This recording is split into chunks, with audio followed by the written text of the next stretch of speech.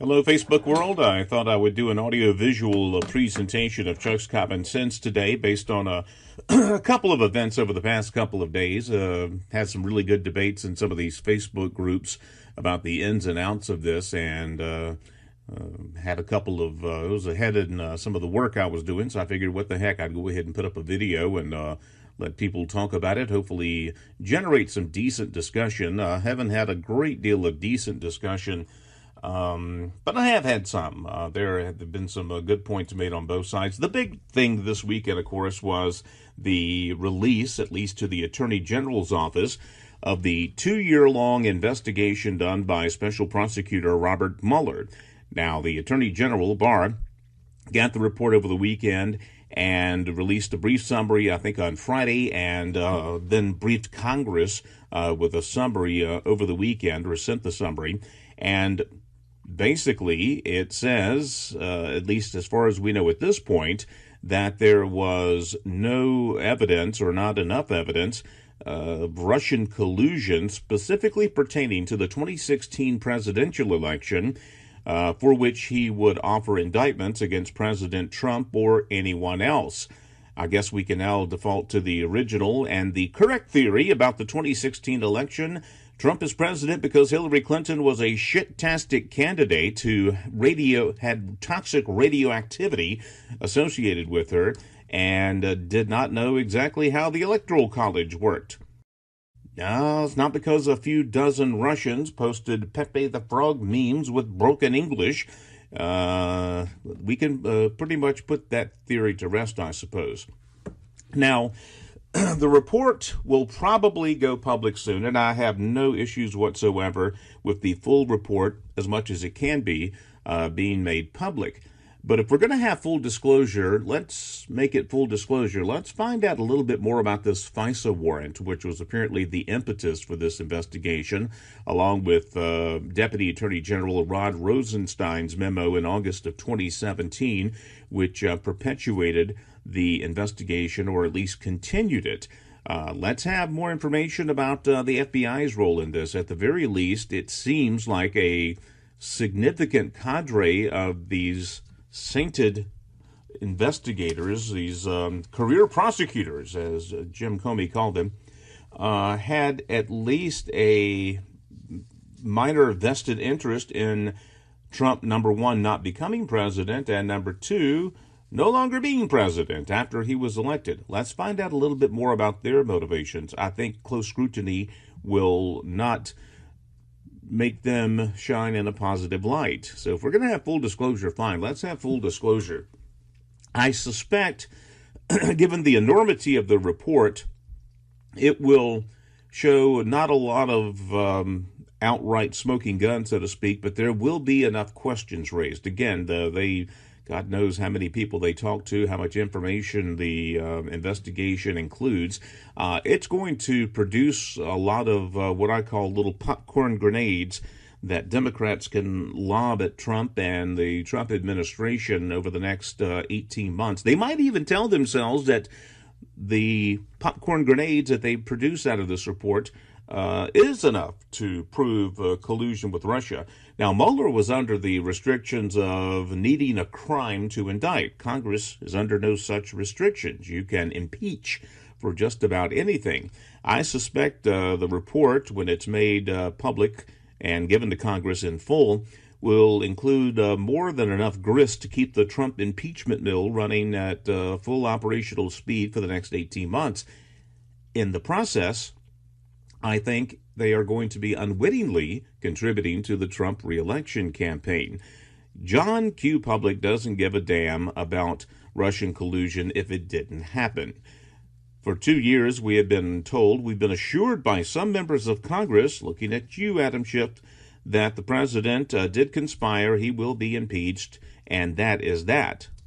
Well, that is not that. That's not going to happen. Whatever this report may or may not include, it will not include a recommendation for indictment from the special prosecutor. It puts it in Congress's hands now, and absence of any real evidence of true malfeasance, There's going to be enough to keep investigations going. They got to keep hope alive, I suppose. Collusion, though, Russian collusion, the coordination with a foreign nation to influence the outcome of a U.S. presidential election was, forgive the term, the Democrats' trump card.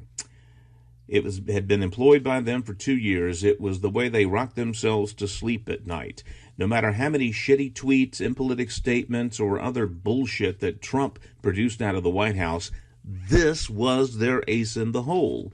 How many memes did we see with the Mueller logo saying it's Mueller time? Or tick-tock, it's coming, Mueller's coming. Are you afraid, bro? You scared, bro? That was the underpinning of their existence. It was how they assuaged themselves for 2 years. Collusion, not minor obstruction or untoward meetings or this or that. It was collusion. This was the slam dunk way they were going to rid themselves of the Trump menace. Now it's gone. It's not pretty. The equivocation and straw grasping is reaching DEFCON 1 levels. Yes, the report does not exonerate Trump from any and all wrongdoing, but it seems very clear that there will be no Russian collusion indictments against Trump, and that was the great white whale that they were chasing for 2 years.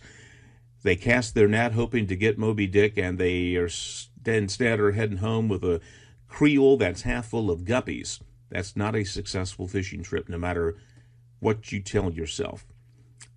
You know, it's days like this I almost wish I liked Trump, because I would be one happy boy right now. As it stands, I'll just have to content myself with Schadenfreude, and boy, that's usually more than enough. So anyway, you can't quite put a ribbon on all this yet, but again, the great white whale is still steadily swimming forward, to misquote Melville. The other thing that happened over the weekend, the continuing response of New Zealand as a nation to the terrible, terrible tragedy of a deranged bastard shooting 50 people at a mosque in New Zealand a week and a half ago. It has underscored the very different natures between the United States and nations like New Zealand. And I point this out because basically, New Zealand is one of these quasi-democracies that the American left likes to point to when they try to claim moral high ground and the right to institute universal health care, a universal basic income, or any of these other sort of quasi-socialist or democratic socialists ideals. New Zealand, Australia, closer to home, the Scandinavian nations, Eastern Europe, or Western Europe rather. These are the types of democracies that the left likes to hold up as models.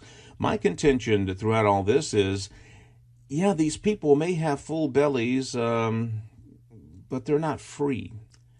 And if you don't have freedom, then nothing else really much matters, does it?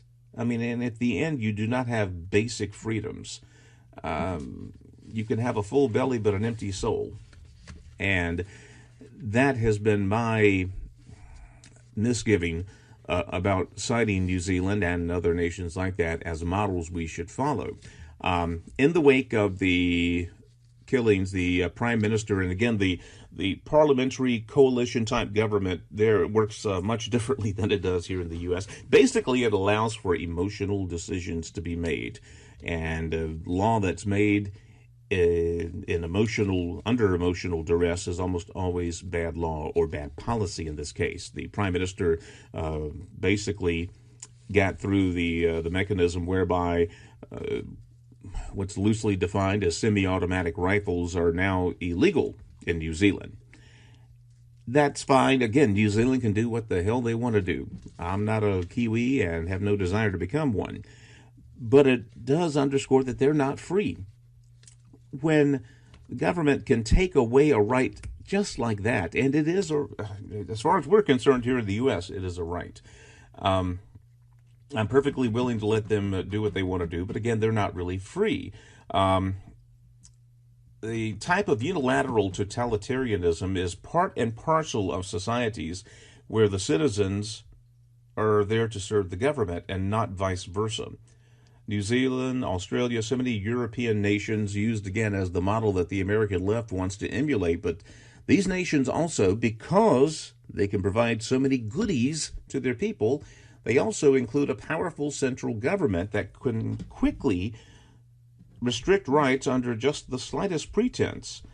You remember after the Bataclan attacks in Paris, again, a terrible tragedy.